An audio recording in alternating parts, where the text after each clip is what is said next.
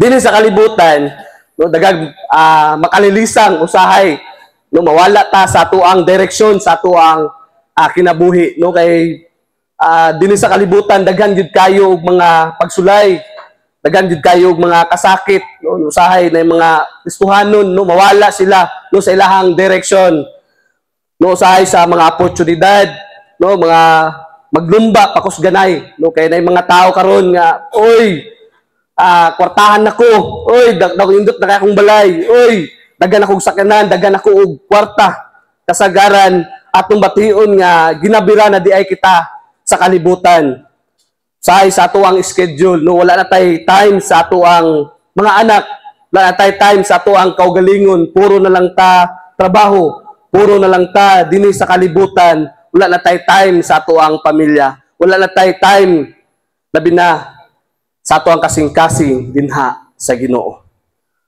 Apan gitawag ni Jesus ang iyang mga sumusunod sa pagpadaplin ni anang tanan nga magkontesanay sa atong paglakaw ngadto sa usa ka direksyon dinha sa direksyon sa Ginoo. No, ang pulong sa Ginoo diha sa Mateo chapter 4 verse 18 to 20 ngun siya samtang naglakaw siya sa daplin sa lanaw sa Galilea, nakita niya ang duha ka magsuon, si Simon nga giganlan og Pedro ug si Andres, nga iya igsuon nga namukot sa lanaw kay mga mananagat man sila. Ug siya mingon kanila, sunod kamo kanako ug himuon ko kamong mga mananagat ug tao. Verse 20, diha-diha gibiyaan nila ang ilang mga pukot ug mikuyog sila kaniya. Ug sa nagpadayon siya paglakaw sa unahan, nakita niya ang laing duha ka magsuon nga lalaki, si Santiago nga anak ni Zebedee ug ni Juan nga igsuon nga iyang igsuon. Diha sila sa ilang kayan uban kang Zebedee nga ilang amahan, nag-ayo sa ilang mga pukot ug gitawag niya sila. Diha-diha gibiyaan nila ang ilang sakyanan ug ang ilang amahan ug mikuyog kanila. So adunay mga atuang matun-an sa pulong sa Ginoo nga makita, no, karon nga kahaponon ngadto nining usa ka direksyon. No, una naitulo ka pagpainumdom sa tuwa, no. Una is gitawag kita ni Kristo ngadto kaniya, no, ato ang relasyon dinha sa Ginoo. Ikatuwa gitawag kita nga may sama kang Kristo pagdisipulo. And ikatulo gitawag kita aron nga magtawag sa uban ngadto kang Kristo pakig partner. Una, gitawag kita ni Ginoong Jesucristo ngadto dinha kaniya. Direksyon kini sa atong relasyon dinha sa Ginoo. Ang una ug pinakaimportante nga lakang nining usa ka direksyon mo ang pagtawag ni Ginoong Jesucristo nganhi kanato. Si Jesus mingon, sunod kamo kanako. Wala siya mingon sunda ang reliyon, sunda ang BCFC, sunda ang mga programa sa unsa pa diha. Wala siya ni sulti ni ana, but ang iyang pinakaimportante nga gisulti didto, sunod kamo kanako.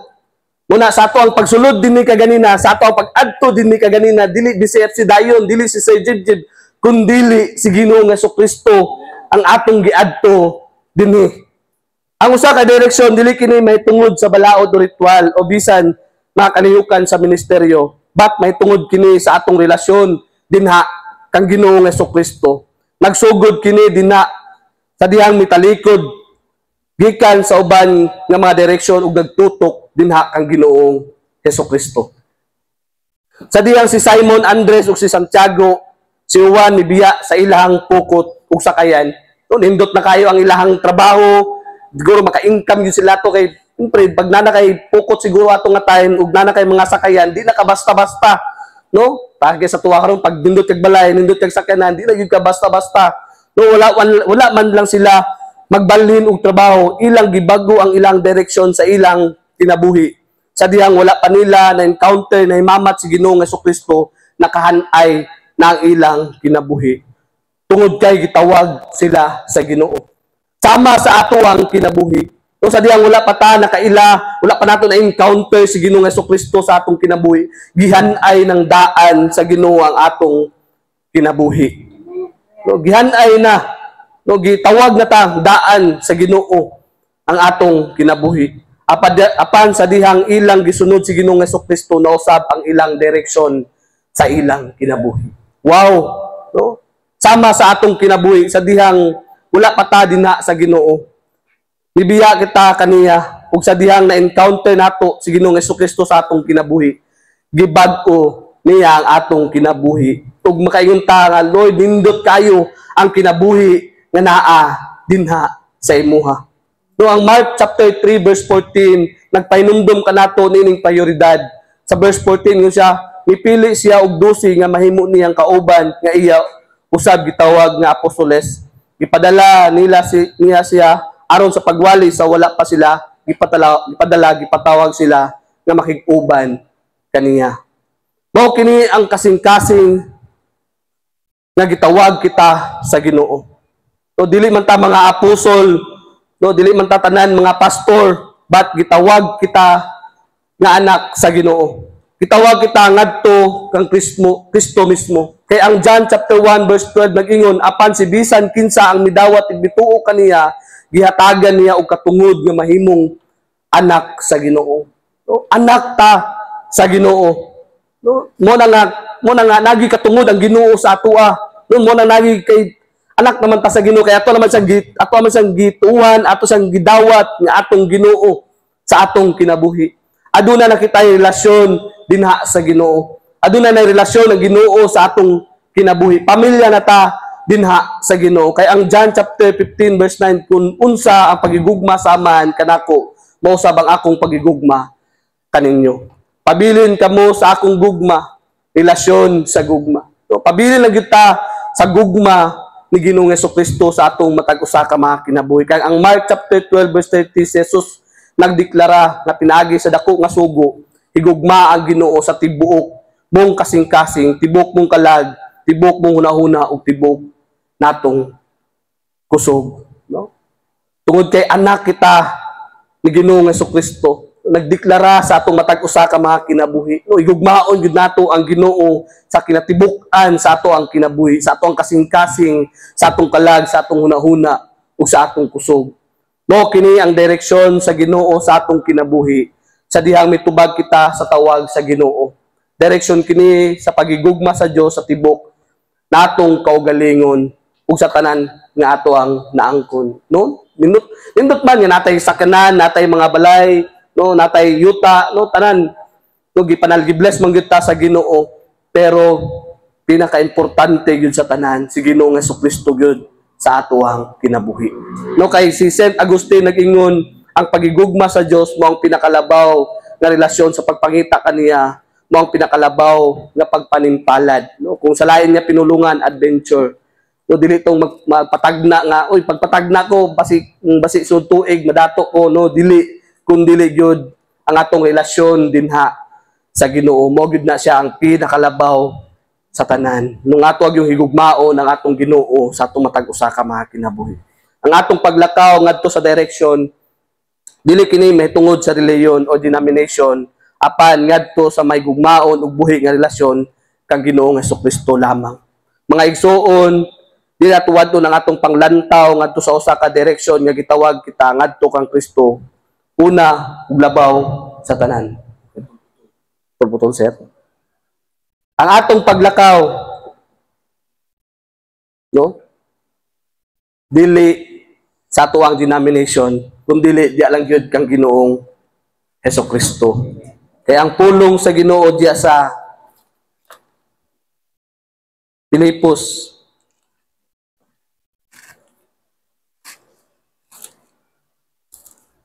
chapter 3 verse 8 to 11. Sa pagkatinuod ang tanan akong giisip nga kapildihan tungod sa labaw sa kabibililhon nga pagkaila kang Kristo Jesus nga akong Ginoo. Tungod kaniya nawadan ako sa tanang butang ug kini giisip nako nga basura aron mako si Kristo ug makakaplag diha kaniya. Dili nga nagbaton ako sa pagkamatarong pinasikad sa balaod kundi ang pagkamatarong nga pinaagi sa pagtuo kang Kristo. Na pagkamatarong nga gikan sa Dios nga nagsukad sa pagtuo, buot akong makaila kaniya ug gahom sa iyang pagkabanhaw ug sa pakigambit sa iyang kasakit, yes may sama kaniya sa iyang kamatayon aron nga kun mahimo ako makapot ang pagkabanhaw gikan sa mga kapatay.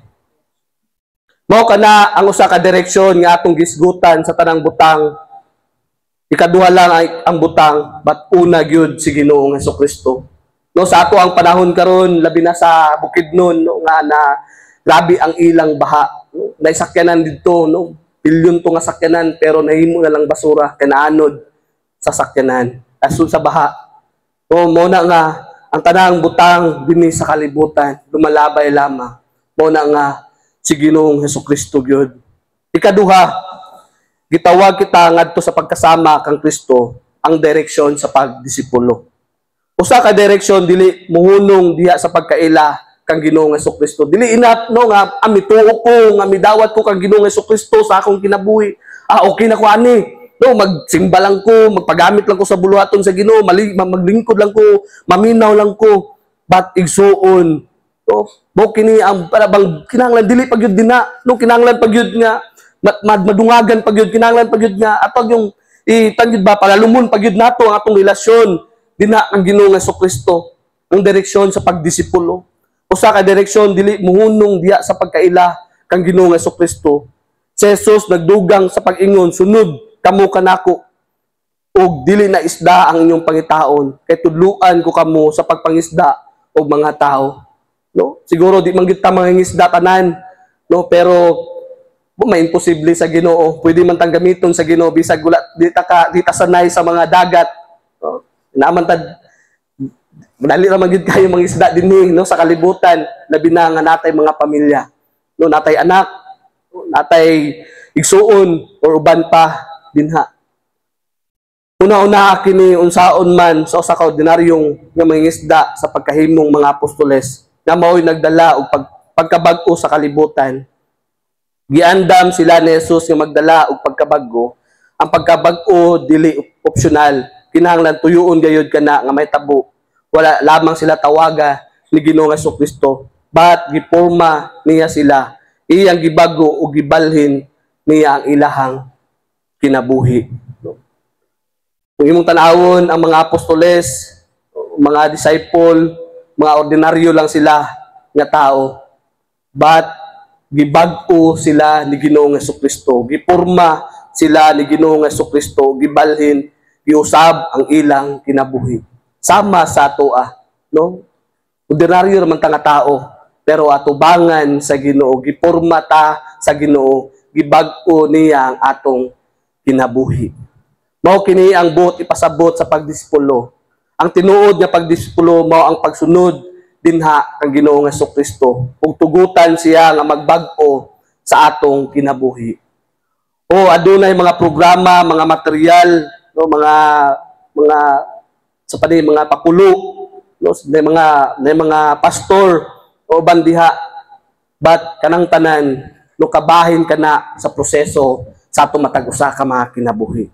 Apan ang ilang buluhaton mo ang pagiya sa mga tao ngadto sa relasyon nga mutubo ug nagkabalhin diha ang Ginoong Hesukristo ug tungod si Jesus lamang ang makapagbag-o sa atong kinabuhi. Kaya ang tinuod nga pagdisipulo mo ang paglakaw sa parehong direksyon ni Jesus ug tugutan siya nga muporma sa atong kinabuhi. Good news. Ang pagkabago o buhat kini ni Ginoong Hesukristo dili ang atuang kaugalingon. Dili kita makabag-o sa atong kaugalingon, but si Ginoong Hesukristo makabag-o og tao.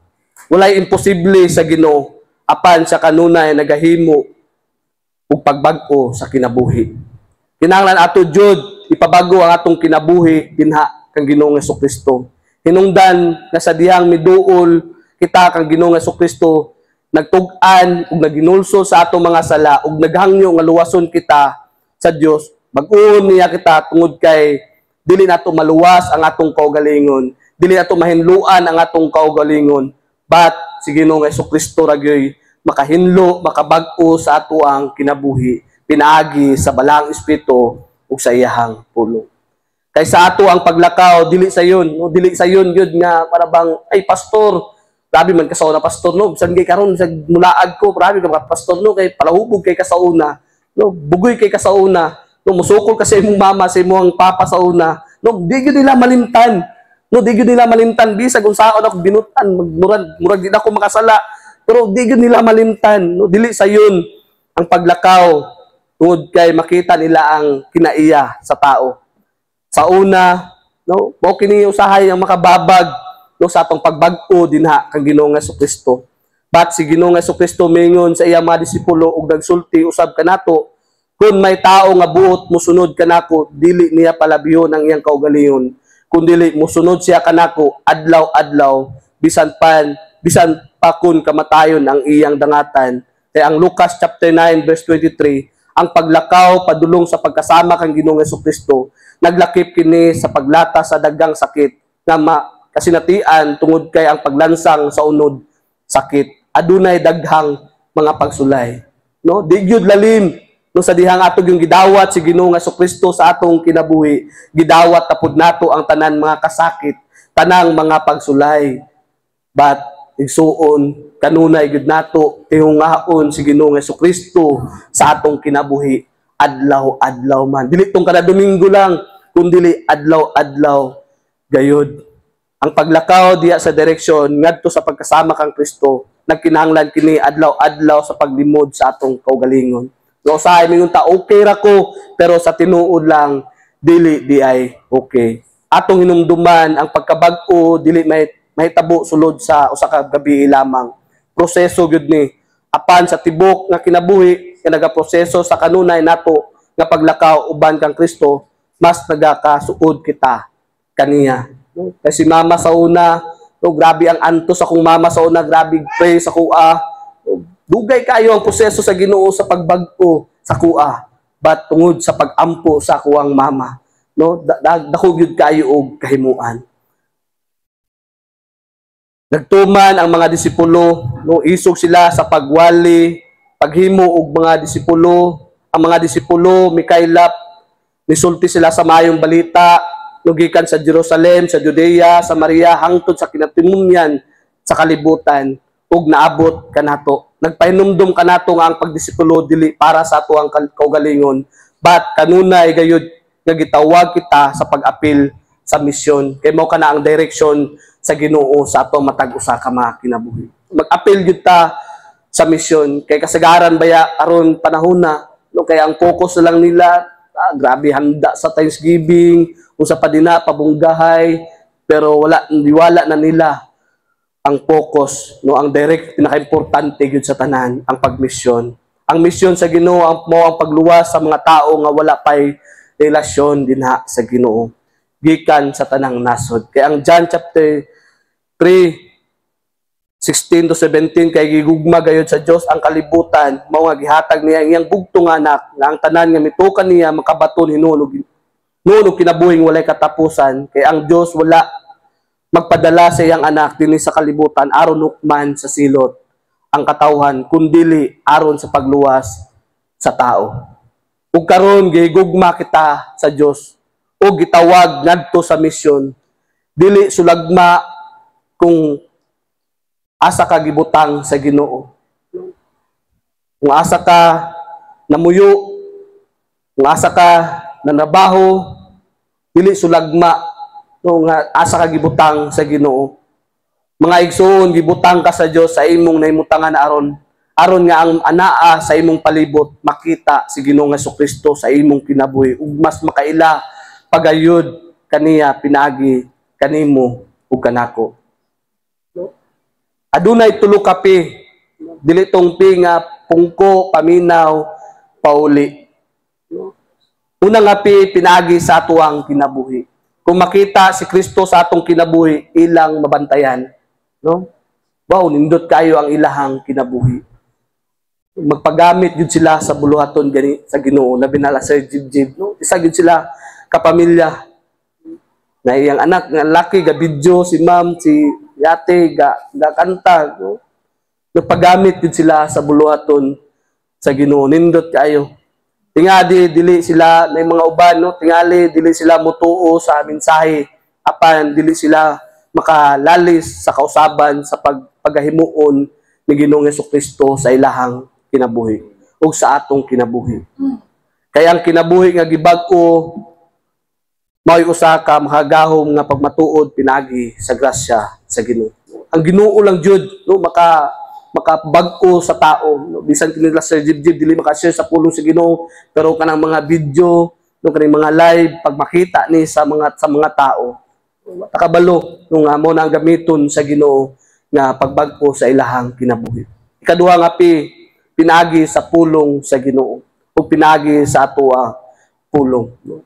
Ang pulong sa Ginoo mo kini naghatag kanato og kahayag. And kita pod no, instrumento pod kita nga gamiton sa Ginoo sa mga tao nga wala pa dinha sa Ginoo. Romans chapter 10 verse 17 karon makaingon kita nga ang tao mutuo lang kang Ginoong Jesucristo kung makadungog siya sa mensahe may tungod kaniya. Kaya ang Romans chapter 10 verse 13 to 15 kinahanglan atong ipaambit ang kausaban sa atong kinabuhi ug ebanghelyo. No? Aduna gid kita mga testimony sa atong kinabuhi kung giunsa kita pagbag-o sa Ginoo. Pwede nato nang i-share sa uban. Pwede nato isulti sa uban. No? Kung dili man sila mabag-o, but yung tugay na proseso magid na kasi mo po na ang gamiton sa Ginoo na moabot ang panahon nga na istoryahan man ko ni pastor ani sa una, ni brother, ni sister, and mo kato mga pamaagi sa Ginoo. Ikatulo, pinagi sa ato ang maayong buhat.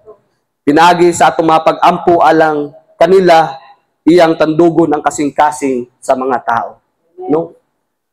Sama sa ato ang ginabuhat karon. No? Daghan tag mga tao nga giampuan bisan wa ta kaila.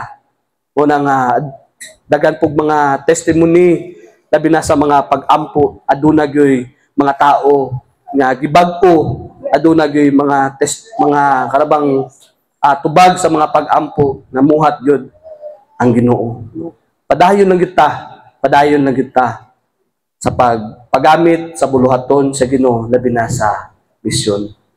To God be all the glory.